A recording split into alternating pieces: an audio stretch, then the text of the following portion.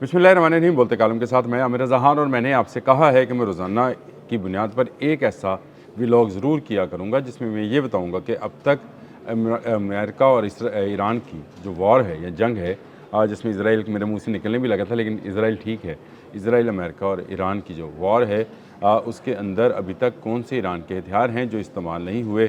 जब से मसूद पज़ेश्कियान ने ये कहा था कि उनके पास कार्ड्स हैं, फिर बाकर कालिबॉफ ने भी ये बात कही और उसके बाद पासदारान इनकलाब की भी आया, तो मेरा इंटरेस्ट इसमें बढ़ता चला गया कि मैंने ये पता करूं कि अब तक कौन से ऐसे हथियार हैं जिनका इस्तेमाल नहीं किया गया। कल मैंने आपको एक मिसाइल के बारे में बताया था, जो कि हाई मतलब हाइपरसोनिक जो स्पीड थी उस पर चलता था। आज मैं आपको ज़ेरे समुंदर एक ऐसे बड़े ड्रोन्स का बताने लगा हूँ जो कि जिसका साइज़ जो है वो तकरीबन एक आबदोज़ जितना है और इसको को भी अभी तक इस्तेमाल नहीं किया गया है। जी हाँ, ये मैं आज जिस सीरीज़ की बात करने वाला हूँ वो नज़ीर सीरीज़ है। ये नज़ीर सीरीज़ क्या है और इसमें कौन कौन से ड्रोन्स शामिल हैं। इसमें पहली बात तो ये है कि ये 5 इकसाम के ड्रोन्स हैं जो ज़ेरे समंदर काम करते हैं और इनमें से कुछ ऐसे भी हैं जो कि समंदर की सतह से भी लॉन्च किए जा सकते हैं, यानी किसी बहरी जहाज़ से उसको लॉन्च किया जाए तो वो ज़ेरे समंदर जाकर फिर अपने हदफ की तरफ चला जाता है। ये बड़ी ख़तरनाक सीरीज़ है, लेकिन अभी तक इसको ईरान ने बिल्कुल इस्तेमाल नहीं किया है। उसके पास उसका तमाम ज़ख़ीरा, उसके तमाम अड्डे और उसके तमाम लॉन्चर्स जो हैं अभी तक महफूज हालत में मौजूद हैं और इनको इस्तेमाल उस वक्त किया जाएगा जब इनकी ज़रूरत पड़ेगी, क्योंकि जंग के इब्तदाई दिनों में या 40 दिनों में उसके शाहिद 136 ने ही ऐसे कारनामे सर अंजाम दिए कि दुनिया अश कर उठी और फिर उस पर वीडियोज़ पर वीडियोज़ और वीडियोज़ पर वीडियोज़ बनती चली गई कि शायद 136 के लिए कोई रोक टोक नहीं थी। पूरा मिडल ईस्ट उसके निशाने पर था और यूँ जो है बाकी हथियार उसे इस्तेमाल करने की ज़रूरत ही नहीं थी। अब आ जाए नज़ीर पर। ये तो ईरान का पहला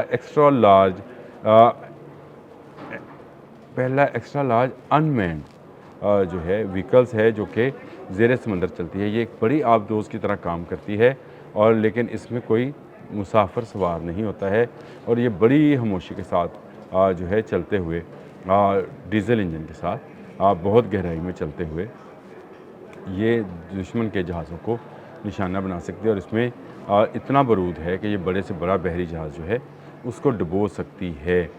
इसका इस्तेमाल इस पूरी जंग में नहीं किया गया है, जो कि वैसे तो जो ज़ेरे समुंदर उसके जितने ड्रोन्स हैं उनका इस्तेमाल नहीं किया गया। इसके अलावा गदीर जो उनकी आबदोज़ें हैं उनका इस्तेमाल नहीं किया गया है। ईरान ने अपने ज़ेरे समुंदर जो क़ुव्वत है उसको अभी तक बचा कर रखा हुआ है, चाहे वो ड्रोन्स की सूरत में है, चाहे वो इस सूरत में है कि वो आबदोज़ें हैं, लेकिन उसने बचा कर रखा। इसमें जो सबसे ख़तरनाक चीज़ है ये है कि ये बारूदी सुरंगों और टारपीडोज़ को भी ख़त्म कर सकता है, सफाया कर सकता है। ये बड़ी अहम चीज़ है कि ईरान ने ही आपने हमज़ में और खलीज फ़ारस में बारूदी सुरंगें बचा रखी हैं और मैं अक्सर ये कहा करता हूँ कि ये इसको सिर्फ़ एक मुल्क साफ़ कर सकता है और उसका नाम ईरान है। ईरान के अलावा कोई इन पानियों में आने की ज़रूरत भी नहीं करेगा, क्योंकि ईरान के पास वो तमाम नक्शे मौजूद हैं जिनमें इनको इंस्टॉल कर रखा है और ये मुख्तलिफ़ आवाज़ों, लहरों और रडार सिग्नल्स के ज़रिए खुद का तरीके से ऑपरेट होते हुए अपने हदफ तक जाती हैं और जाकर फिर टकरा जाती हैं। इसमें जो सबसे अहम सीरीज़ है वो नज़ीर 5 है जी। इसकी रेंज 500 किलोमीटर है और ये लिथियम बैटरी से चलती है। इसमें इंजन नहीं है। लिथियम बैटरी से चलने की वजह से इसकी कोई आवाज़ नहीं है और इसी वजह से इसको टारपीडो जो है पकड़ नहीं सकते हैं। ये बहुत ही इंतहाई ख़तरनाक सीरीज़ में से आता है। ये ड्रोन है जिसको कंट्रोल किया जा सकता है और इसका कमांड एंड कंट्रोल सेंटर भी जो है वो भी इसका ज़ेरे समंदर ही बनाया गया है, जहाँ से इसको कंट्रोल किया जा सकता है। ये खामोश ऑपरेशंस के लिए, यानी ऐसा ऑपरेशन जिसमें बहुत गहराई में जाकर दुश्मन की आबदोज़ों और दुश्मन के जहाज़ों से इसको टकराया जाएगा और टकराने के बाद उनको तबाह किया जाएगा। अब आपको पता चला कि आपने हमज़ में कोई भी मुल्क क्यों अपना जहाज़ भेजने को तैयार नहीं है। अमेरिका भी ख़ुद भी तो कहता रहा कि इंश्योरेंस करवा लें और मैं इसके पैसे अदा करूँगा, लेकिन आप जहाज़ लेकर जाएँ, कोई ज़रूरत नहीं करेगा, क्योंकि नज़ीर सीरीज़ क्या, ये नज़ीर 5 जो है ये इंतहाई ख़तरनाक है, इसलिए कि ये लिथियम बैटरी से चलता है, इसमें कोई इंजन की आवाज़ नहीं है, कोई लहरों का शोर नहीं है, किसी किस्म की कोई अरताश जो इसको कहते हैं जिसमें वाइब्रेशन है वो नहीं है।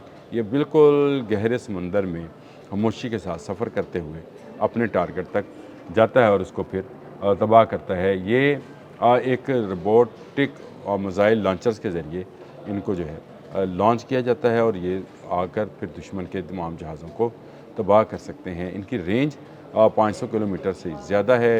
इनकी रफ़्तार जो है वो 2 नॉटिकल माइल से भी ज़्यादा है और ज़ेर समंदर इनका सफ़र जो है ऐसी खामोशी में होता है कि दुश्मन के जहाज़ जो हैं वो तबाह हो जाएंगे। मैंने जब जॉर्ज डब्ल्यू बुश के मुतल्लिक़ सेंटकॉम ने कहा था कि तीसरा बहरी बेड़ा जो है वो भी आ गया है, तो मैंने कहा था कि तीसरा शिकार आ गया है ईरान के पास, ईरान के समुंदरों में। और अगर ईरान के समुंदरों में इसने वो हदूद क्रॉस करने की कोशिश की जो बाज़तरानी इनकलाब ने ड्रॉ कर रखी हैं, तो इसको रेड लाइन समझा जाएगा और इन पर फिर इस तरह के जो नज़ीर सीरीज़ है इसको लॉन्च किया जाएगा। और ये वो सीरीज़ है जिसको 1 2 3 4 5 मैंने 5 इनके अभी तक की जो है नज़ीर सीरीज़ में ये मुख्तलिफ़ वर्जन्स के ड्रोन्स बना चुके हैं। इनका स्वाम अटैक किया जाएगा और ये इंतहाई ख़तरनाक तरीके से दुश्मन के जहाज़ों को डुबोने की।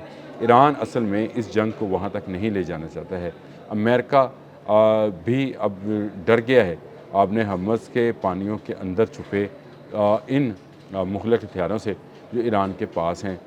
डर इसलिए गया है कि उसका एक भी बहरी बेड़ा अगर डूब गया तो सारी कुव्वत जो है वो डूब जाएगी और अमेरिका हिल जाएगा। अमेरिका हिल गया है पहले ही, माशी तौर पर उसको बहुत ज़्यादा नुकसान उठाना पड़ा है। उसकी डिफेंडिंग लाइन जो है वो ब्रेक हुई है। कल मैंने आपको बताया था कि दुबई तक और मुत्तहिदा अरब अमारात तक इज़राइली जो सिस्टम है डूम का, आयरन डूम का, वो लाया गया है ताकि इनको बचाया जाए। ये यहूदियों की खैर वहाँ पर माजगा है, उनकी कंपनीज़ हैं, उनको बचाने के लिए वो लेकर आए हैं। और मुत्तहिदा अरब अमारात अगला बड़ा निशाना ईरान का हो सकता है जिस पर बैलिस्टिक और क्रूज़ मिसाइल जो हैं और ड्रोन्स जो हैं वो हमलावर हों। इसीलिए वहाँ पर नेतन्याहू ने अपने फ़ौजी और अपने साजो सामान जो है बमा उसके आयरन डूम के वहाँ पर भिजवाया है। लेकिन ये क्या काम करेंगे? अब आ जाएँ समंदर के अंदर। समंदर के अंदर जो बहरी जहाज़ हैं उसमें से कोई एक भी इज़राइल का नहीं है। तमाम के तमाम अमेरिकन्स हैं और किसी और मुल्क के बहरी जहाज़ वहाँ पर इस वक्त, जंगी जहाज़ों की बात कर रहा हूँ, तजारती नहीं। तजारती जहाज़ तो बहुत सारे हैं, जंगी जहाज़ कम हैं। अगर वो आए तो ये अंडर वाटर जो ड्रोन्स हैं ये उनको तबाह बर्बाद कर देंगे। नज़ीर सीरीज़ बनाई ही इसलिए गई है कि अंडर वाटर जो है दुश्मन को नुकसान पहुँचाया जाए, उनकी आबदोज़ों को, उनके जहाज़ों को डुबो दिया जाए। अब अगर दोबारा जंग मुसल्लत की गई जिसका इम्कान नज़र आ रहा है क्योंकि मुज़ाकरात जो हैं वो किसी तौर पे कामयाब होते नज़र नहीं आ रहे हैं, तो आपको ये नज़ीर सीरीज़ भी चलती हुई नज़र आएगी। अब तक के लिए इतना ही। अल्लाह हाफ़िज़।